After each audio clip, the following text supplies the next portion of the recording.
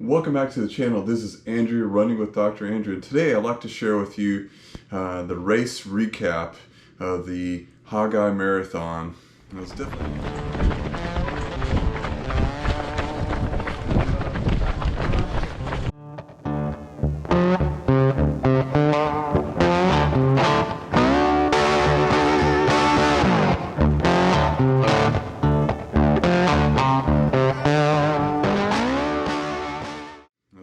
a great race.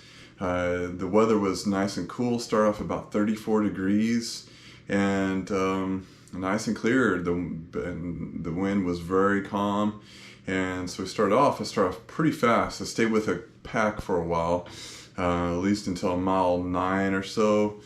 Stayed with this pack, this 140 half marathon group, before they turned around and went on to the half marathon part of the course. Probably started off way too fast, but I was feeling really good. My legs were feeling great.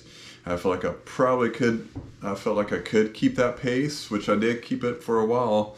And then, things started to kind of break down just a little bit. My time started getting slower and slower as they went on. But, I'm definitely really pleased with the time, even though I didn't get under 3:30. That was 3:39 was definitely about 16 minute personal best for me compared to even last year on the same race. And again, this is a pretty tough race. Kind of look at Strava, and it was it's 1,138 feet of elevation gain. I'm not sure what that is in meters, but about 1,100 feet of elevation gain. So that's quite a bit.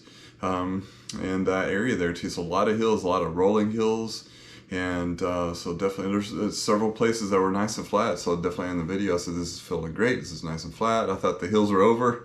Hey, it's kind of funny how you run the same race. I've done this one probably 3 times for the marathon. We had to do it virtually in 2020. And then in 2018, I did the half marathon. So I do remember there were a lot of hills, but I didn't, you kind of forget after you don't run, but definitely lots of hills there, which I do definitely run. There's a lot of hills around here too while running. So just those paces, I don't run those paces on these hills, especially that long distance there too. So that's probably something I might add into my program, longer runs for a little bit faster pace. But I felt like on the straights, I felt like I was pretty strong because of the hills. I feel like elevation training, running on hills, things like that will definitely make you stronger. In order, whenever you get to the flats, you're able to push a little harder because you're not climbing as much. But then definitely when you get to those climbs, you have to kind of pace yourself. That's what I was trying to do, is trying to pace myself up the hill, and then definitely make up time down the hill. Now, to be careful going down the hill though, because you can create a little bit of IT band syndrome, as I had a little bit afterwards. It's better now, but that just creates a little bit more eccentric loading on those joints there because you're going downhill. And so doing that a lot, I think it was about 1,100 feet elevation gain, also 1,100 feet and descend as well. So there's, again, a lot of up and down. So I'm descending as much as I am climbing. And so that's definitely a lot of, especially going at those speeds you're not used to. So that's something I might be doing in my training, especially if I run this one next year, which I probably will, because it's usually one of my favorite ones to do is the Hogeye Marathon. And I just enjoy it. It's a nice small area. Enjoy the area. The Northwest Arkansas is definitely a great area to be in, and definitely they have cool medals, trophies. Definitely got this cool little trophy here.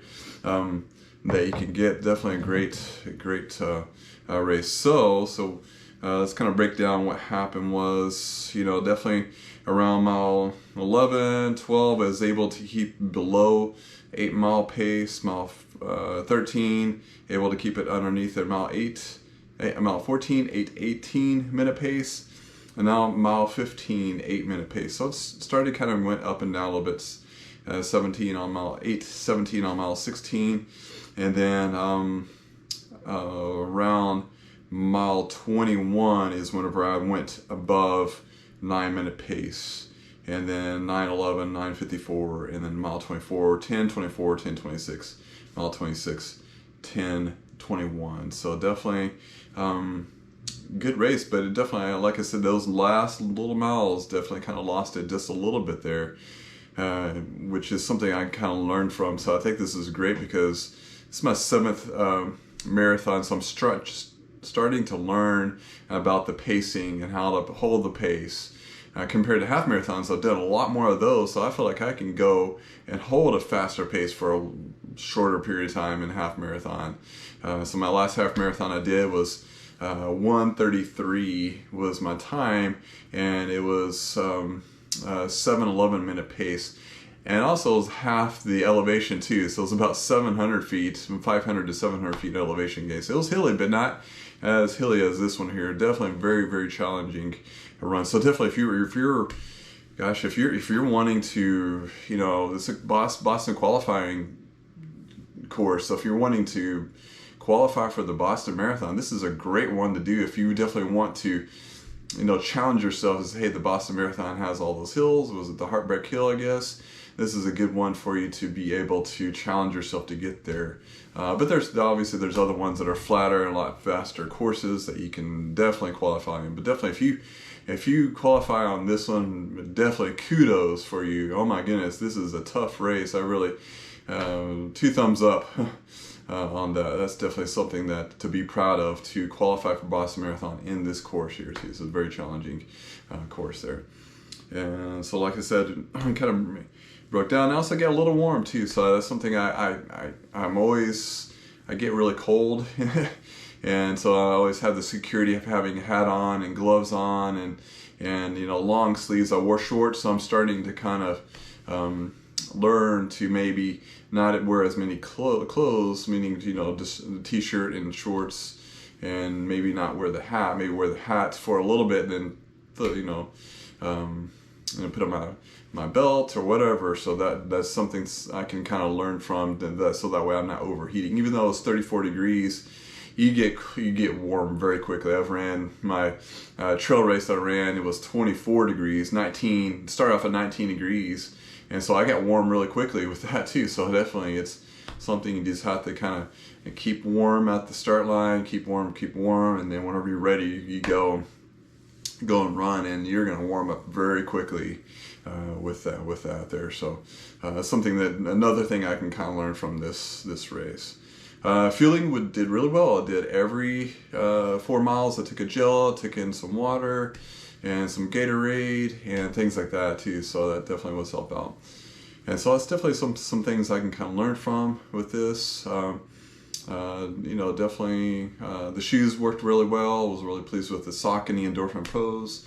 Everything went really well with this race. I was very, very pleased, excited to finish it and see everyone, the crowd. Thank you for all the crowd members out there cheering us on, and thank you for all the police department, fire department, as well as the volunteers for helping out and keeping us safe out there and keeping us hydrated. Definitely really well organized race to run in. So this concludes this video. So hope everyone keeps safe out there, keep running, and we'll see you next time.